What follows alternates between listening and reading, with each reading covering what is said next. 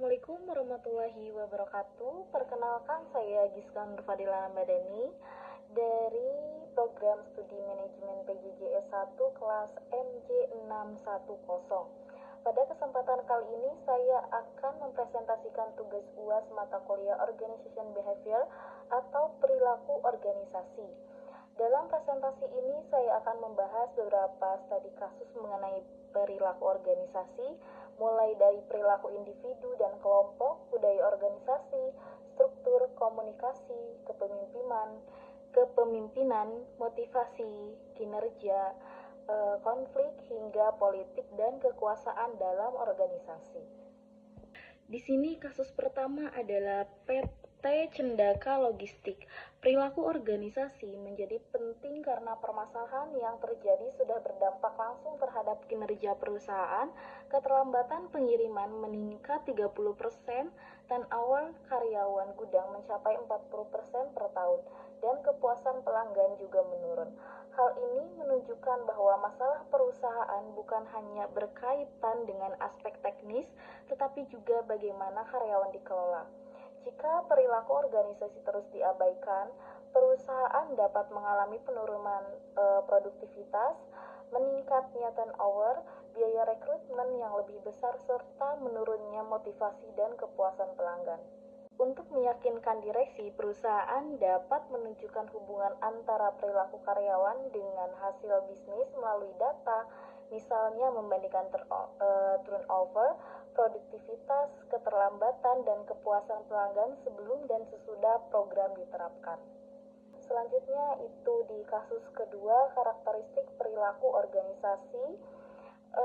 Kasus kedua itu membandingkan dua cabang Bank Nusantara. Cabang Surabaya menerapkan pendekatan yang lebih ilmiah karena menggunakan data, survei karyawan, evaluasi, serta pendekatan dari psikologi, sosiologi, dan manajemen. Sedangkan cabang Medan lebih mengandalkan intuisi pimpinan. Pendekatan intuitif memiliki resiko karena keputusan dapat menjadi subjektif dan belum tentu menyelesaikan akar masalahnya. Karena itu, kantor pusat sebaiknya membuat standar penerapan perilaku organisasi yang menggunakan data, survei, evaluasi kinerja, dan analisis masalah sebelum mengambil keputusan. Selanjutnya itu di kasus ketiga ada kedudukan manusia dalam organisasi pada PT Mekar Sentosa. Kesalahan perusahaan adalah menganggap manusia hanya sebagai faktor produksi yang dapat dikurangi atau ditambah sesuai kebutuhan. Padahal dalam organisasi modern, karyawan merupakan aset strategis karena memiliki pengetahuan, pengalaman, kreativitas, dan kemampuan untuk memberikan kontribusi. Oleh karena itu, perusahaan perlu memiliki pelatihan teknologi, mempertahankan kesejahteraan, dan menyediakan kesempatan pengembangan karir, serta memberikan ruang bagi karyawan untuk menyampaikan aspirasi. Dengan demikian, teknologi seharusnya membantu meningkatkan kemampuan manusia, bukan hanya menggantikannya saja. Selanjutnya di sini ada perilaku individu. Kasus keempat terkait membahas Rani dari CV Karya Abadi. Menurutnya, kinerja Rani tidak bisa langsung dianggap sebagai masalah motivasi. Ada beberapa faktor yang memengaruhi seperti persepsi bahwa sistem penilaian tidak adil, kekecewaan karena promosi yang belum terrealisasi, serta masalah keluarga yang menambah beban psikologis. Karena itu, tindakan memberikan surat peringatan secara langsung kurang tepat.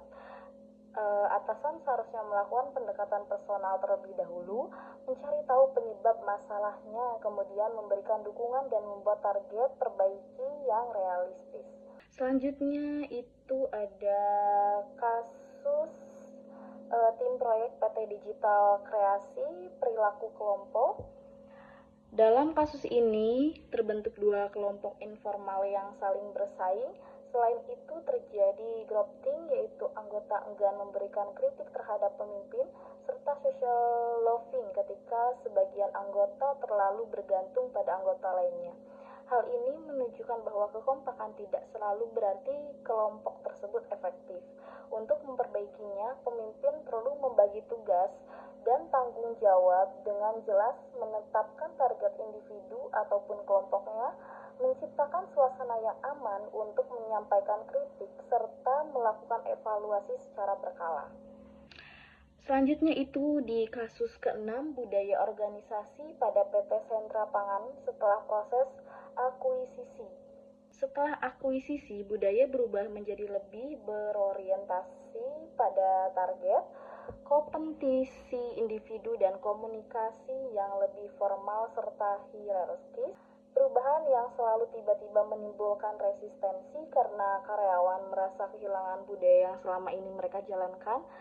Strateginya adalah tidak langsung menghilangkan budaya lama, tetapi mempertahankan nilai positif seperti kerjasama dan komunikasi terbuka, kemudian menggabungkan dengan budaya baru secara bertahap. Di kasus ke-7 itu ada membahas terkait Rumah Sakit Harapan Bunda dengan struktur organisasinya.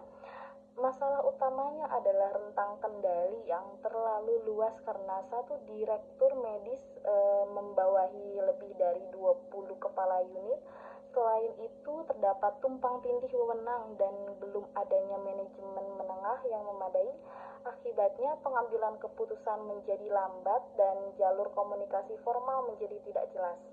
Solusinya adalah menambahkan lapisan manajemen menengah serta memperjelas pembagian wewenang, misalnya dengan struktur direktur, direktur bidang, kepala unit, supervisor, dan stafnya. Sebagian keputusan operasional juga perlu didelegasikan agar tidak seluruhnya bergantung pada direktur medis. Selanjutnya itu di kasus ke-8 adalah PT Baja Perkasa dengan komunikasi dalam organisasi. Masalah terjadi karena instruksi perubahan spesifikasi disampaikan secara singkat dan ambigus hingga kepala shift malam menafsirkan yang berbeda. Hambatan lainnya adalah komunikasi satu arah, tidak adanya konfirmasi, karyawan takut bertanya, dan istilah teknis yang tidak dipahami secara beragam, serta kurangnya dokumentasi. Solusinya adalah menggunakan instruksi tertulis yang jelas, menerapkan mekanisme konfirmasi setelah informasi diterima, mendokumentasi setiap perubahan teknis, dan membangun budaya komunikasi dua arah agar karyawan tidak takut bertanya. Kasus ke-9 itu membahas terkait Koperasi Sejahtera Mandiri, yaitu kepemimpinannya. Pak Slamet menggunakan gaya kepemimpinan otoriter, sedangkan Bu Ratna menerapkan gaya partisipatif dan transformasional. Gaya otoriter dapat efektif ketika organisasi membutuhkan keputusan yang cepat, terutama dalam kondisi mendesak. Sementara itu gaya partisipatif lebih sesuai ketika organisasi membutuhkan masukan, kreativitas, dan komitmen anggota. Karena itu, Bu Ratna sebaiknya menggunakan pendekatan situasional, yaitu mempercepat keputusan untuk kondisi mendesak, tetapi tetap melibatkan dalam keputusan strategis. Dan selanjutnya itu di kasus ke-10 adalah PT Agromakmur terkait pengambilan keputusannya. Perusahaan menggunakan kombinasi pendekatan intuitif dan keputusan kelompok, tetapi keputusan akhirnya tidak didukung oleh kajian risiko yang cukup.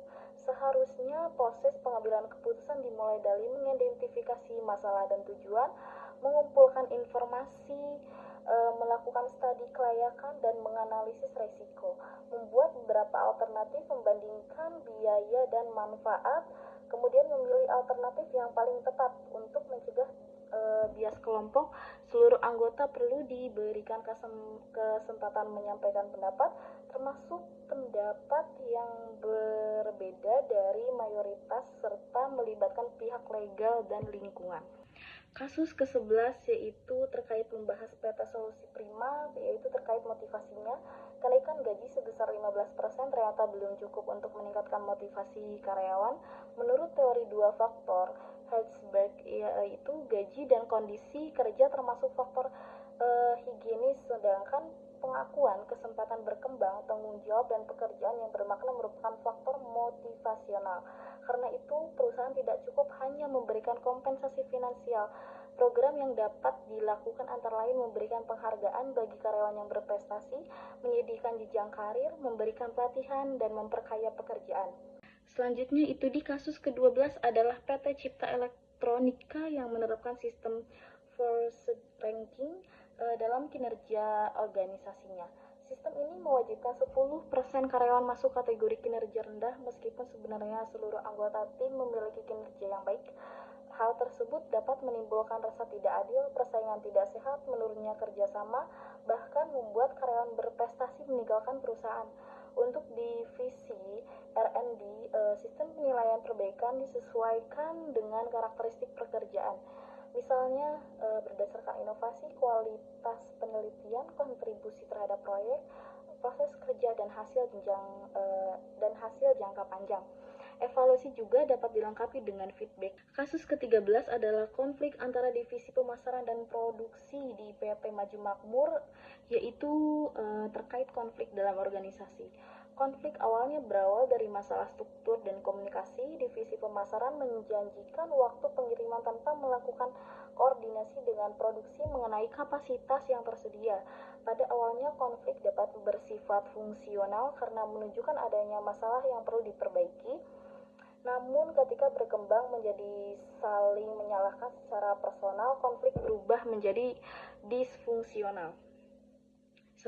Solusinya adalah membuat koordinasi rutin antara pemasaran dan produksi, melakukan konfirmasi kapasitas sebelum memberikan janji kepada pelanggan, serta memberikan SOP dan sistem informasi bersama. Dan di selanjutnya itu ada kasus terakhir, yaitu membahas PT Nusantara Energi terkait politik dan kekuasaan. Dalam promosi direktur, yaitu Bapak Wibowo menggunakan pendekatan personal, membangun koalisi, melakukan pertukaran kepentingan, serta memanfaatkan jaringan informal. Politik organisasi yang tidak sehat dapat menimbulkan polarisasi karyawan dan menurunkan kepercayaan terhadap manajemen, karena promosi dapat dianggap tidak lagi berdasarkan kinerja. Untuk mencegah hal tersebut, perusahaan perlu menerapkan kriteria seleksi yang jelas, menggunakan data kinerja kompetensi, melibatkan beberapa penilai, serta mendokumentasi setiap keputusan. Adapun kesimpulannya dari seluruh studi kasus yang telah dibahas, dapat dilihat bahwa perilaku manusia merupakan bagian yang sangat penting dalam keberhasilan organisasi. Permasalahan seperti produktivitas, komunikasi, motivasi, kepemimpinan, konflik, budaya, struktur organisasi, hingga pengambilan keputusan tidak dapat diselesaikan hanya dari sisi teknis. Organisasi perlu memahami perilaku individu maupun kelompok dan menerapkan dalam pengelolaan sehari-hari. Dengan memahami perilaku organisasi secara lebih baik, perusahaan dapat meningkatkan kinerja, memperkuat kerjasama, mengurangi konflik, meningkatkan motivasi, serta membantu organisasi mencapai tujuan secara efektif. Demikian presentasi UAS Organization Behavior yang dapat saya sampaikan. Semoga pembahasan dari berbagai studi kasus ini dapat memberikan gambaran bahwa keberhasilan organisasi tidak hanya ditentukan oleh teknologi, sistem, atau strategi bisnis, tetapi juga oleh bagaimana manusia di dalam organisasi tersebut dikelola dan diperlakukan. Terima kasih atas perhatian dan waktunya. Wassalamualaikum warahmatullahi wabarakatuh.